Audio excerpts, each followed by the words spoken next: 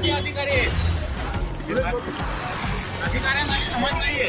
काय आज मोर्चा कशाबद्दल आलाय आपला? मागण्या कशा आहेत? आम्ही गेल्या काही महिन्यापासून नगरपालिकेकडे अर्ज विनंत्या करतोय की अंबरनाथ नगर परिषदे हद्दीमध्ये जे काही कातकरी पाडे आहेत त्या पाड्यावर आज नाही रस्ते, नाही पाणी, नाही लाईट.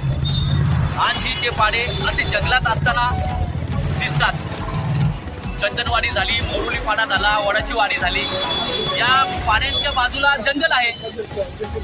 आता एक मधली घटना चंदनवाडीमध्ये झाली आहे. एक 16 वर्षाची मुलगी घरात काहीतरी करायला गेली. त्यांना वाटलं का घोम चावली आहे, पण तिला साप चावलेला. आणि ते साप चावल्यामुळे म्हणजे जंगल बाजूला असल्याने साप आणि विंचू काटत घरात येऊन लपतो.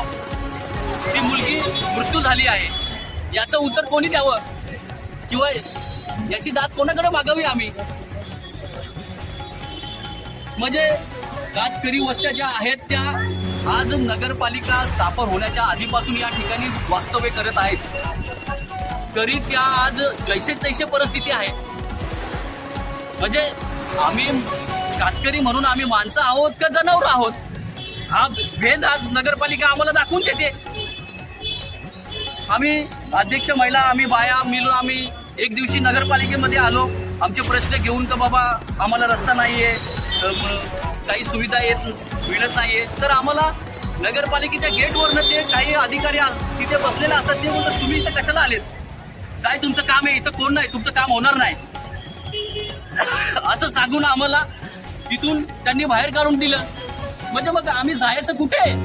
असे कोणते अधिकारी आहेत? अधिकारी तिथे खाली बसणारे ते गार्ड वगैरे आहेत, त्यांनी आम्हाला बाहेर काढलं.